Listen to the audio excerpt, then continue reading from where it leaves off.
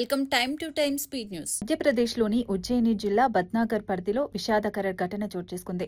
జలారియా గ్రామంలో ఆడుకుంటున్న భగీరథ్ అనే చిన్నారి అనుకోకుండా 60 అడుగుల లోతైన బోర్వెల్లో పడిపోయాడు. సమాచారం అందుకున్న వెంటనే జిల్లా యంత్రాంగం, ఎస్డీఆర్ఎఫ్ బృందాలు అక్కడికి చేరుకుని రక్షణ చర్యలు ప్రారంభించాయి. చిన్నారి ప్రాణాలను కాపాడేందుకు ప్రత్యేక పరికరాలతో పాటు ఆక్సిజన్ సరఫరా ఏర్పాట్లు చేశారు. రాత్రంతా శ్రమిస్తూ బాలుడిని సురక్షితంగా బయటకు తీసేందుకు అధికారులు ప్రయత్నిస్తున్నారు. గ్రామస్తులు పెద్ద ఎత్తున అక్కడికి చేరుకుని ఆందోళన వ్యక్తం చేస్తున్నారు. ఈ ఘటన దేశవ్యాప్తంగా ఆందోళన కలిగించింది.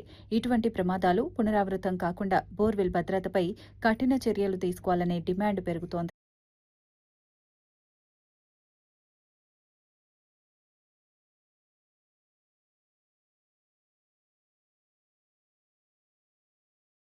జగిత్యాల రాజకీయాల్లో కీలక పరిణామం చోటు చేసుకుంది. మాజీ మంత్రి జీవన్ రెడ్డి బీఆర్ఎస్ జిల్లా అధ్యక్షుడు విద్యాసాగర్ రావుతో కలిసి ఎర్రవెల్లిలోని కేసీఆర్ ఫామ్ హౌస్ కి వెళ్లడం ప్రాధాన్యత సంతరించుకుంది. కేసీఆర్ స్వయంగా లంచ్కు ఆహ్వానించడం రాజకీయంగా చర్చకు దారితీసింది. ఇటీవల కేటీఆర్ కూడా జీవన్ రెడ్డిని కలవడంతో ఆయన బీఆర్ఎస్ లో చేరే అవకాశాలు ఉన్నాయని ప్రచారం జరుగుతోంది. ఈ భేటీతో రాష్ట్ర రాజకీయాల్లో కొత్త సమీకరణాలు ఏర్పడే సూచనలు కనిపిస్తున్నాయి. కాంగ్రెస్ కు ఇది పెద్ద షాక్ గా మారవచ్చని విశ్లేషకులు భావిస్తున్నారు.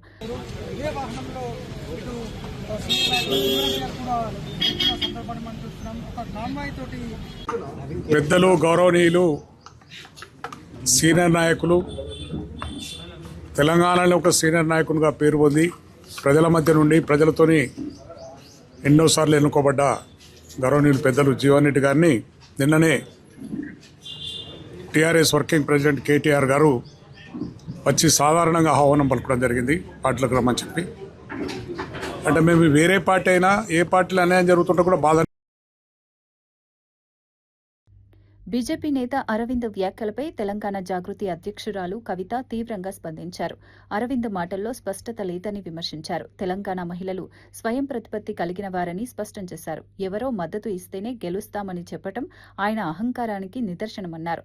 తన ఎదుగుదల వెనుక ప్రజల పోరాటాలు ఉన్నాయని గుర్తు చేశారు. మరోసారి ఇలాంటి వ్యాఖ్యలు చేస్తే తీవ్ర పరిణామాలు ఉంటాయని హెచ్చరించారు. మహిళల గౌరవాన్ని కించపరిచేలా మాట్లాడకూడదని సూచించారు. ఈ వ్యాఖ్యలు రాజకీయంగా చర్చనీయాంశమయ్యాయి. పార్టీల మధ్య మాటల యుద్ధం మళ్లీ ముదురుతోంది. 148 రూపీస్ 48 crores కూడా కంప్లీట్ గా నామినేషన్ మీద ఇచ్చింది. This is against Telangana state financial code section 173. మాజీ మంత్రి జీవన్ రెడ్డి మహేష్ కుమార్ గౌడ్పై విమర్శలు చేస్తూ స్పందించారు. కాంగ్రెస్ నుంచి టీడీపీకి వెళ్లి తిరిగి రావడం ఆయన రాజకీయ వైఖరిని ప్రశ్నిస్తుందని అన్నారు.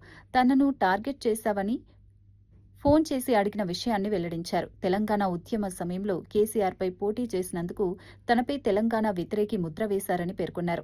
రాజకీయాల్లో వ్యక్తిగత విమర్శలు సరికాదని అన్నారు. తన నిర్ణయాలపై తాను సమాధానం చెప్పగలనని స్పష్టం చేశారు. ఈ వ్యాఖ్యలు రాష్ట్ర రాజకీయాల్లో చర్చకు దారితీశాయి. నాయకుల మధ్య విమర్శలు మరింత పెరుగుతున్నాయి. మాజీ మంత్రి హరీష్ రావు, మంత్రి పొంగులేటి కుటుంబంపై తీవ్ర ఆరోపణలు చేశారు. కాంగ్రెస్ ప్రభుత్వం వచ్చిన వెంటనే భూ కబ్జాలు ప్రారంభమయ్యాయని అన్నారు. నాదర్గుల్ ప్రాంతంలో మంత్రి కుమారుడు ఫెన్సింగ్ వేసి భూమిని ఆక్రమించాడని ఆరోపించారు. కేసీఆర్ పాలనలో ఈ భూములు సురక్షితంగా ఉన్నాయని పేర్కొన్నారు. ప్రభుత్వం మారిన వెంటనే పరిస్థితులు మారిపోయాయని విమర్శించారు. భూ కబ్జాలపై ప్రభుత్వం స్పష్టత ఇవ్వాలని డిమాండ్ చేశారు.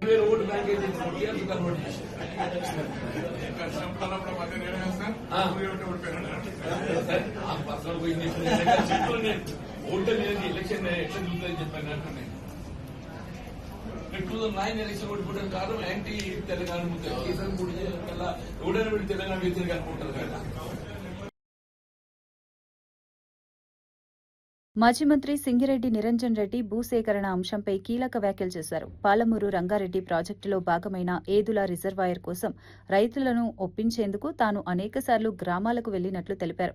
మొత్తం 73 సార్లు వెళ్లి రైతులతో చర్చించి ఓపికగా వివరించి భూములు తీసుకున్నామని చెప్పారు. అవసరమైతే కాళ్లు మొక్కైన ప్రాజెక్టు అవసరాన్ని వివరించానని పేర్కొన్నారు. రైతులు సహకరించడంతోనే భూసేకరణ సాధ్యమైందని అన్నారు. బలవంతంగా భూములు తీసుకోవడం సాధ్యం కాదని స్పష్టం చేశారు. మరి 10 ఏళ్ళు బీఆర్ఎస్ ఉంటే ఎవడు ధైర్యం చేయలే, ఎవడు ఫెన్సింగ్ పెట్టలే, ఎవడు ఈ భూమి నాదని ఎవడు రాసుకునే ధైర్యం ఆనాడు కేసీఆర్ ప్రభుత్వంలో చేయలే. కాంగ్రెస్ వచ్చిన వారంకే ఫెన్సింగ్ పెట్టిండ్రు. This land belongs to Kohinoor group అని చెప్పి బోర్డు పెట్టిండ్రు.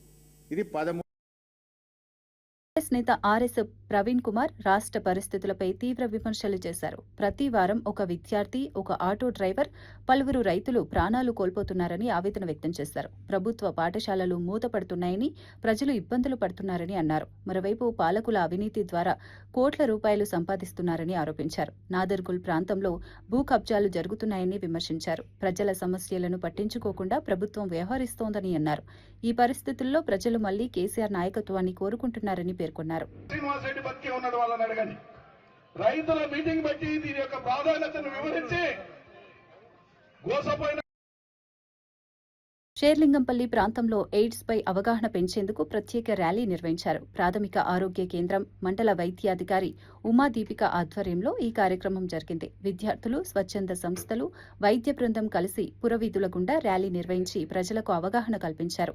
ఎయిడ్స్ వ్యాధి గురించి సరైన సమాచారం తెలుసుకుని జాగ్రత్తలు పాటించాలని ఉమాదీపిక సూచించారు.